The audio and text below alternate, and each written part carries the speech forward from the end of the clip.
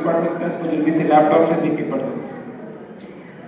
जकराया का 4:6 देख के पढ़े। उसने मुझे उत्तर देके कहा, हाँ माइक दे दो। क्या हालेलुया। हाँ जकरिया 4:6 तब उसने मुझे उत्तर देके कहा, जरुब्बाबेल के लिए यहोवा का ये वचन है, ना तो बल से और ना शक्ति से, परंतु मेरे आत्मा के द्वारा होगा। मुझे सेनाओं के यहोवा का यही वचन है। आमीन। हाँ जी बैठ सकते हैं आप। यहाँ लिखा, हाँ जोर से महिमा करेंगे परमेश्वर की। यहाँ क्या लिखा? प्रभुता से सहायता नहीं मिलेगी, वरन तुम्हें, ये लास्ट में, वरन तुम्हें सहायता मेरी आत्मा से मिलेगी। सर्वशक्तिमान यहोवा ने ये सब कहा ज़ेरुब्बाबेल को। जब ज़ेरुब्बाबेल लोगों की बातों में आ रहा था, डर रहा था, तो परमेश्वर की आत्मा ने उससे बातचीत करना शुरू करी। और कैसे होकर बातचीत शुरू करी? कहते कि जो तू जिस बल से, जिस शक्ति से, तो जिस मन से कोशिश कर रहा है कि मैं किसी तरीके से इन लोगों को हरा दूंगा या इनको मैं किसी तरीके से डाइवर्ट कर दूंगा, कंफ्यूज कर दूंगा, परमेश्वर ने बोला वो नहीं होने वाला। उसके लिए तुझे महान सामर्थ चाहिए, और मैं पवित्र आत्मा, मेरा आत्मा तेरे ऊपर जब कार्य करेगा, तेरी शक्ति अपने आप उठ जाएगी। हालेलुया। आज भी जब आप वचन पढ़ते हैं तो परमेश्वर की शक्ति का कार्य आपके अंदर जाता है। आपकी शक्ति, एक मनुष्य की शक्ति होती है, एक परमेश्वर की शक्ति होती है। परमेश्वर की शक्ति जब किसी मनुष्य की शक्ति पे उतरती है तो क्या होता है? ऑटोमेटिकली आप क्या महसूस करते हैं? पवित्र आत्मा की उपस्थिति को। हालेलुया। जोर से महिमा करेंगे सर। आप अपनी उपस्थिति को महसूस नहीं करेंगे। आज सुबह जब मैं, कितने लोग भोर में प्रार्थना करते हैं? Good, very good. अब बाकी लोग जिनका हाथ नीचे है, मैं आने वाले संडे में आपका भी खड़ा होना देखना चाहता हूँ। हालेलुया। बचपन से मैं कर रहा हूँ भोर की प्रार्थना, और आज मेरे को परमेश्वर ने एक बहुत अच्छी चीज बताई आप कलीसिया के लिए। जब आज मैं भोर की प्रार्थना अपने कमरे में कर रहा था, मेरे कमरे का साइज अचानक बढ़ गया, और जिस कमरे में मैं बैठा था, मेरी दर्शनों की आंखें खुली, मेरे कमरे का साइज बढ़ गया, और मेरे कमरे के सामने एक बहुत बड़ा गोल्डन क्रॉस प्रभु यीशु मसीह का आया, और उसमें ढेर सारी रोशनियां निकल रही थी।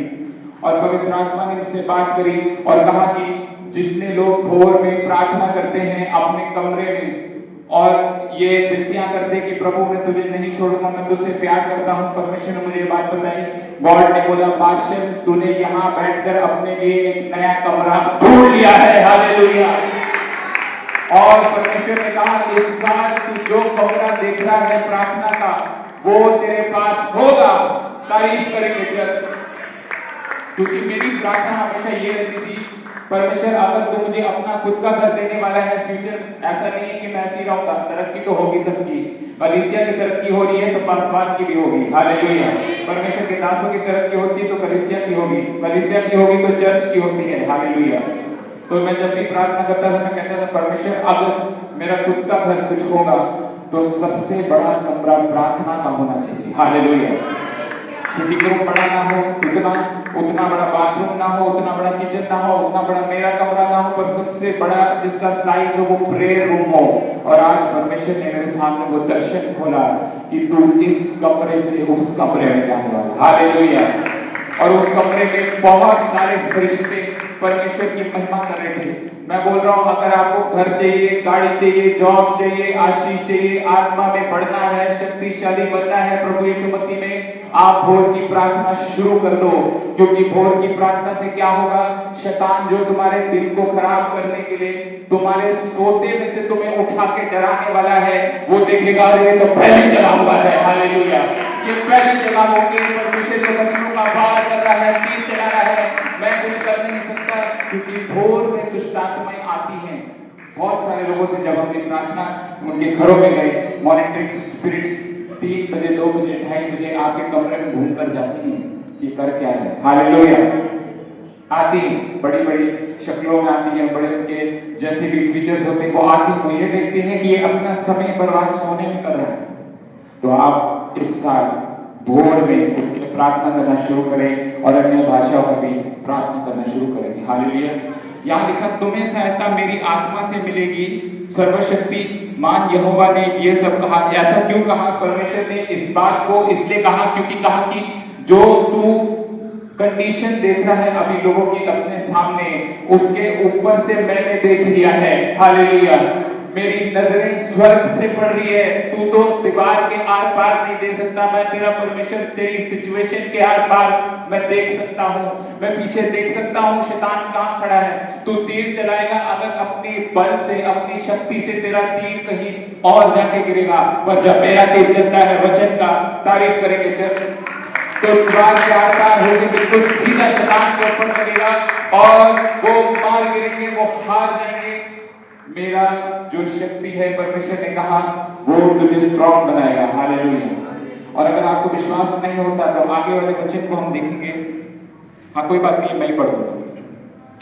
2 तीमुथियुस का 1 का 7 कहता है, क्योंकि परमेश्वर ने हमें जो आत्मा दी है वह हमें कायर नहीं बनाती, बल्कि हमें प्रेम, संयम और शक्ति से भर देती है। तारीफ करेंगे चर्च।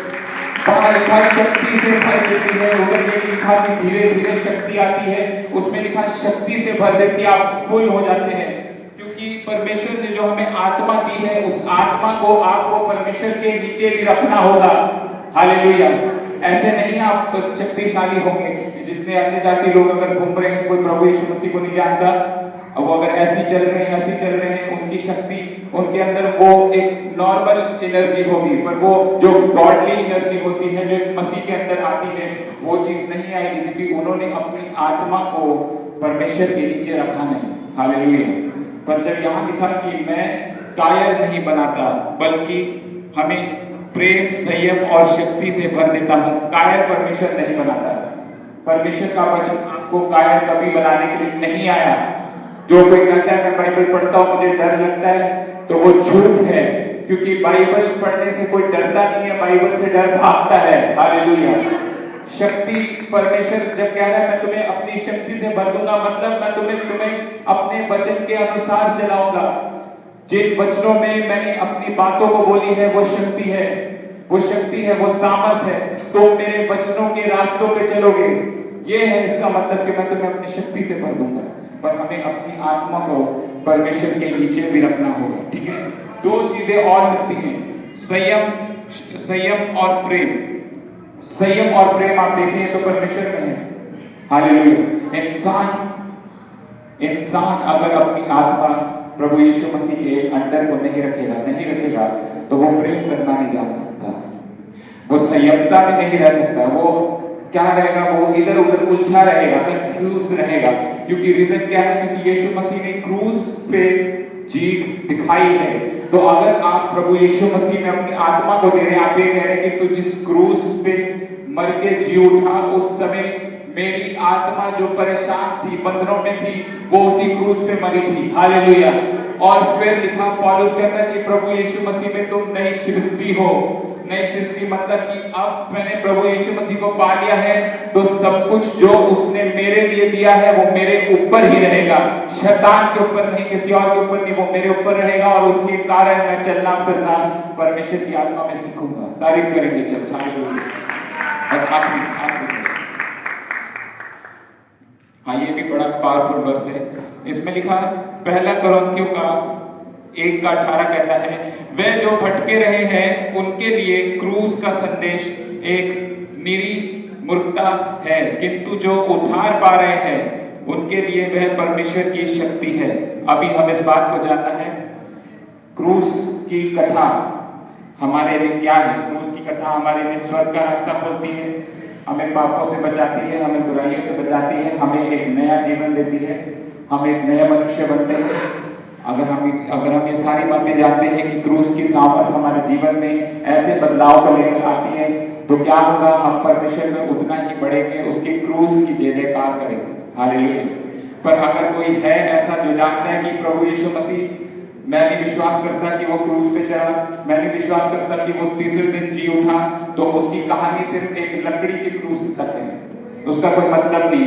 आज भी ढेर सारे लकड़ी के क्रूस लगा देंगे, हम चढ़ा देंगे किसी को, अगर वो नहीं मर के जी उठा तो बोलेंगे कि ये तो ऐसे ही हुआ। पर प्रभु यीशु मसीह ने बोला अगर मैं क्रूस से उतरा हूं और जी उठे हैं प्रभु यीशु मसीह, तो इसका मतलब कि आपको अपने अंदरूनी शारीरिक मनुष्य विश्वास को खत्म करना होगा। जो लोग सोच रहे हैं, समझ रहे हैं, उनसे अलग होकर आपको परमेश्वर की बात को समझना होगा कि नहीं, तीसरे दिन वो जी उठा है। तब क्या होगा, जब आप ये बात मानेंगे कि तीसरे दिन प्रभु यीशु मसीह मेरे लिए जी उठे, तो उसके जी उठने की सामर्थ का कार्य होगा। हालेलुया, तारीफ करेंगे। उसकी जी उठने का सामर्थ का कार्य होगा, जैसे मेरे जीवन में हुआ, जैसे मैं मर के जी उठा। हालेलुया। क्यों? क्योंकि मेरे पिता ने विश्वास किया क्रूस की कथा क्या है। हालेलुया। मेरी माता ने विश्वास किया क्रूस की कथा क्या है, कि प्रभु यीशु मसीह जब मर के जी उठे, तीसरे दिन तो मेरे बच्चे को भी जी उठाएंगे। हालेलुया। तो ये मूर्खता नहीं हुई, एक अच्छी बात हुई। और आज मैं आपके सामने सेवकाई कर रहा हूँ, प्रभु यीशु मसीह के नाम को महिमा दे रहा हूँ, क्योंकि यहाँ अभी देखेंगे, दोबारा बोलेंगे, निरी मूर्खता है, क्योंकि शैतान अपने विचारों में उन लोगों को, उनकी अंडरस्टैंडिंग में, उनकी बुद्धि में उनको कंफ्यूज रखेगा, उनको परेशान रखेगा कि तू खुद का परमेश्वर है, तू जानता है कि दुनिया कैसे चलती है, सूरज कैसे नीचे ढलता है, आसमानों में तारे कैसे जाते हैं। शैतान पूरा उन लोगों के दिमाग को ब्लैक कर देता है, ब्लैक। हालेलुया। और वो फिर उसको बोलते हैं अंधकार का जीवन, उसमें रोशनी प्रभु यीशु मसीह नहीं आई। तो फिर वो लोग ऐसे करेंगे। पर जब आप ये बात मसीह होकर जानते हैं कि प्रभु यीशु मसीह क्रूस पे चढ़े और उसने कोड़े खाए, कीले ठोकी गई और वो तीसरे दिन जी उठा, तो इसका मतलब आपको अपने जीवन को फिर परमेश्वर की तरह ही रखना होगा। हालेलुया। जैसे यीशु मसीह ने बोला, कैसे होगा? कोड़े खाने होंगे, मतलब परसिक्यूशन से आप निकलेंगे, जैसे यीशु मसीह निकले। फिर उसमें लिखा कीले ठोकी गई, मतलब परसिक्यूशन के बाद क्या है? ब्लेम्स लगाए जाएंगे, जैसे प्रभु यीशु मसीह के साथ हुआ। फिर ब्लेम्स, जैसे उसके बाद है कि फिर कांटों का ताज बनाया जाएगा, शर्मिंदा तुम्हारे ऊपर उतरेगी। फिर अभी सुनो, अभी मैं कुछ अच्छी बात बताने जा रहा हूं। फिर उसमें लिखा प्रभु यीशु मसीह को भाला भोंका गया यहाँ और जीवन का पानी निकला। फिर जब लोग तुम्हें आखिरी बार मारने की सोचेंगे, गिराने की सोचेंगे, तब परमेश्वर का जीवित वचन उनको रोक देगा। हालेलुया। और कहेगा तू गलत कर रहा है, ये मेरा बेटा है, ये मेरी बेटी है, ये मेरे वचन के अनुसार चलता है ये बंदा, और तुझे आज अपना जीवन देना होगा। जैसे उस रोमी सोल्जर ने अपना जीवन उस समय दे दिया, जब उसने भाला भोंका और उसकी आंख में जब प्रभु यीशु मसीह का लहू के साथ पानी निकला, उसकी चंगाई होगी, वो समझ गया। हालेलुया। तो ये थोड़ा सा बात होता है जो हम मसीहों को चलना होता है। फिर उसके बाद और सुंदर कहानी, उसके बाद लिखा कि मंदिर के पर्दे फट गए और आसमान का जो एनवायरनमेंट था वो क्या हो गया? अलग सा हो गया। इसका मतलब क्या होगा? इसका मतलब जब लोग जानेंगे कि वचन तेरे जीवन में कार्य कर रहा है, तो वो डरना शुरू करेंगे। हालेलुया। वो आपसे दूर जाना शुरू करेंगे, कहेंगे अरे बड़ा खतरनाक आदमी है। हालेलुया। क्योंकि अभी प्रभु ने क्या बोला कि मैंने कायल बनने की शक्ति नहीं रही। अभी मैं आपको सिखा रहा हूँ, ये जो वचन अभी हमने पढ़ा है ये कैसे कंप्लीट होगा आपके लाइफ में, वो मैं बता रहा हूँ। कायल बनने की शक्ति नहीं दी परमेश्वर ने, तो लोग फिर डरना शुरू करेंगे, अरे ये तो परमेश्वर का आदमी, ये तो वचन जानता है, वचन इसके द्वारा काम करते हैं, परमेश्वर का ये आदमी जहाँ चलता है लोग धड़ाम से गिर जाते हैं, अभिषेक है इसके ऊपर।